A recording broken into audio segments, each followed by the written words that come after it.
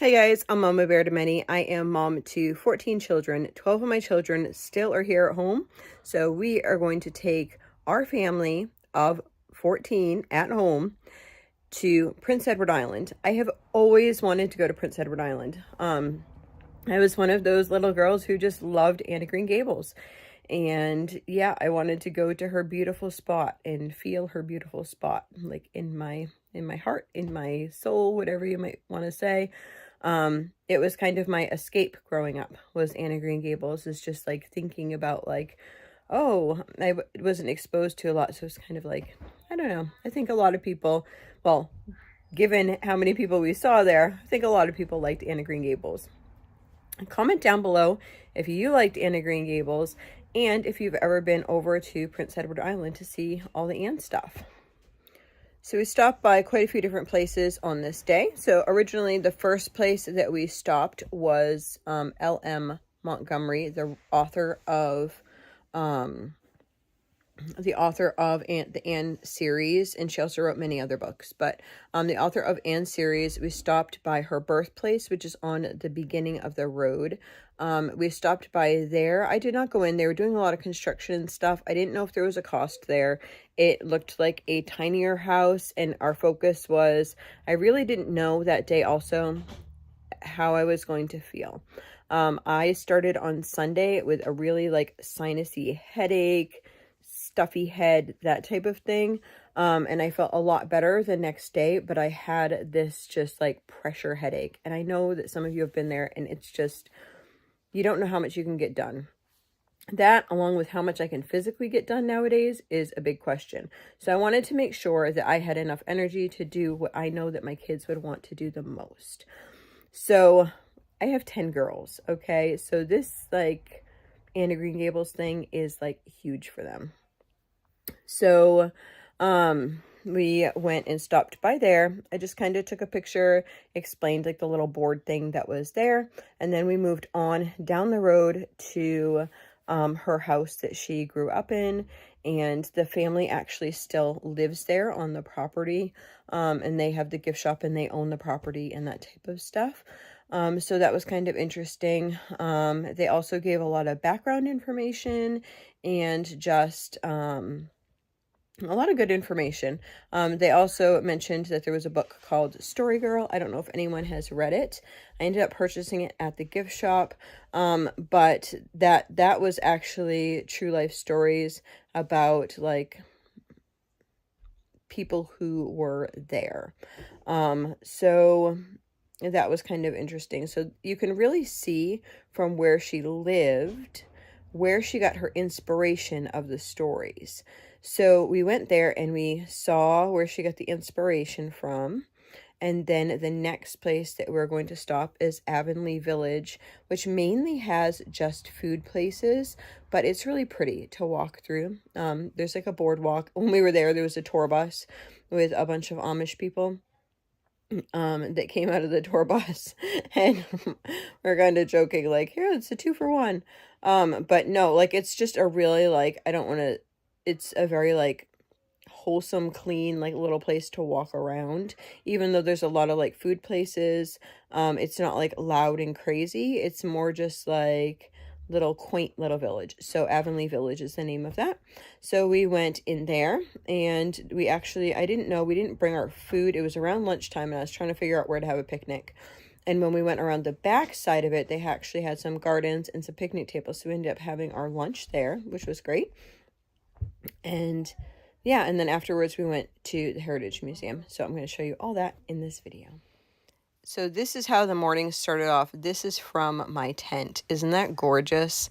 So we had made the girls some outfits for this event, and they were all dressed up, all excited for it, and just so many farms along the way. So here we go. We're at the museum, and there's a gift shop attached to it. So this is the house where she grew up. L.M. Montgomery had grown up. So this is inside of the house. You do need to pay admission for this. For our family, I think it was $73 for everyone. If you do not want the history behind Anne of Green Gables, this stop is not a necessity. There was not a lot here to do, but because we were such Anne lovers, we decided to go ahead and do this. Where everything else we were pretty much doing was free, we were okay with that. So all the furniture and everything in this house is actually original to when she was alive, and so they just kind of preserved it all. It's really kind of interesting. So they also put up pictures of just family members, and yeah, it was really kind of busy though in the house, so it was difficult to kind of navigate without getting everyone without getting other people in pictures and that type of stuff. And the house was not exactly large. They're going upstairs now to the bedrooms. They had fun though. They love seeing like old things, and they'll ask about different things, and then we can look them up. It was nice that all the rooms weren't locked off. They were actually, you're able to like walk through there instead of just having like, this was her wedding dress, but it was like preserved in a case, so anything they didn't want like touched, it said like, please don't sit on the bed, you know, all that stuff there. So they had so much fun. I think they look so cute in their little dresses. They had so much fun, like dressing up and being part of that whole scenario. Because when you're a little girl, it's fun to, or a little boy even, it's fun to like imagine just being in a different place or a different time, or, you know, I think it's important for development to be able to pretend as well. So some of the places were gated off, as you can see here. That was her quilt, a crazy quilt that she had made. I find the wallpaper very interesting too, in different like time periods, whether it had big flowers or small flowers, and just like how they used to do the wallpaper. So different from when we went over to Campobello Island. If you haven't seen that video, check that out. We went over to Campobello, and we visited the Roosevelt Cottage, and so in the Roosevelt Cottage, the wallpaper is totally different. And there's all these little things. This room right here is actually a hallway, and you can see out the window into Lake of Shining Waters, where she came up with the idea for her book of the Lake of Shining Waters. Let's see if we can see it here. Really hard to see. You'll be able to see, yeah, see, you can see it way off in the distance. You'll be able to see it a little bit later when we go downstairs and outside, and you can see it a little bit better. I wasn't sure if we'd be able to get there or not. Just different things from the house. Going back downstairs, the old railing.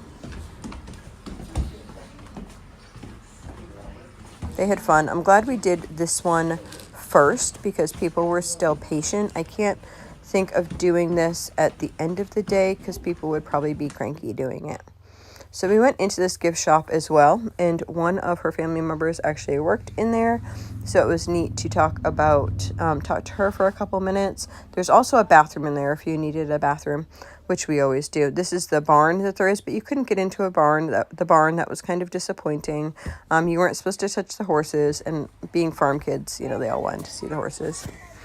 So yeah, it was a gorgeous property though.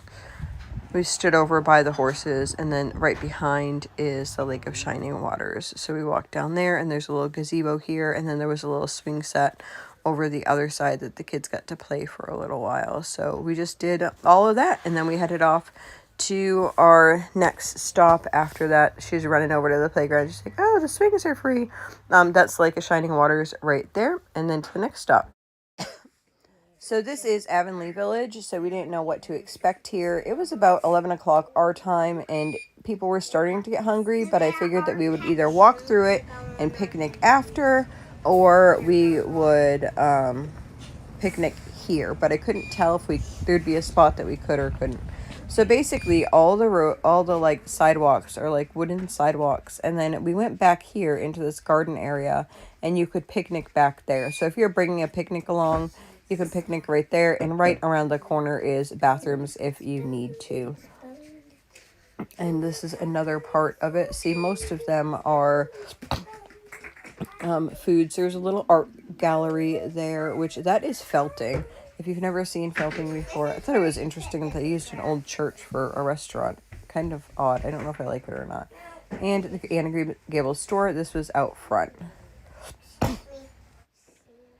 Now off to the Heritage Museum. Now, if you buy the Discovery Parks Pass, then you actually can go into the Discovery to the Heritage Museum for free. You get up to 7 adults free. Children under 17 are already free. So this is the barn there. They basically recreated Anne of Green Gables here. So the barn here, the house here, are all recreated to look like Anne of Green Gables, like the movie, the story, that type of stuff. This is not having to do with Montgomery's house. This is like recreated to that time period when Anne of Green Gables was created. So they actually have a scavenger hunt as well. Campobello did this as well. I really liked that. So the scavenger hunt, they give the kids a little book, and they're looking for things throughout the house, which is so engaging. Looking for things throughout the house that are on the scavenger hunt booklet. And then they also had little things where they could like tell a story or tell their favorite part, or tell, like, if they went in the haunted woods, like how would you create a story if you went in the haunted woods, like all those types of things. So there is also trails on this property. There's the haunted woods, there's Lover's Lane. There's a couple more. We ended up doing the haunted woods one because that was on their scavenger hunt thing. So yeah, just a lot of neat equipment there. The spinning wheel, and so the kids really enjoyed that. That was them trying to fill out their books, or helping siblings fill out their books. I find when they do that, the kids get so much more engaged in what they are doing. And it seems like all the parks that we've been to in Canada end up doing that, which is just so encouraging. At the end, they were able to take their books to the front where we had signed in, and they actually gave them a necklace that said Anne of Green Gables Heritage Museum or whatever. So yeah, so this house actually looked like Anne's house pretty much. We took a picture on this side. The other side was very busy. And then they had Anne and Diana sitting underneath a tent, and they met them. Of course, the kids were super shy, but they really had fun meeting them, and we took a picture. They were great. They answered any questions, but they answered it in like a historical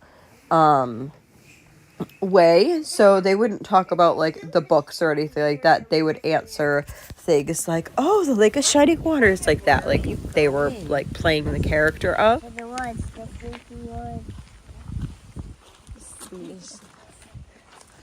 This is the haunted woods. Yeah. My goodness, are you ready? Where Anne fall down. Yes. Ready? Let's go in.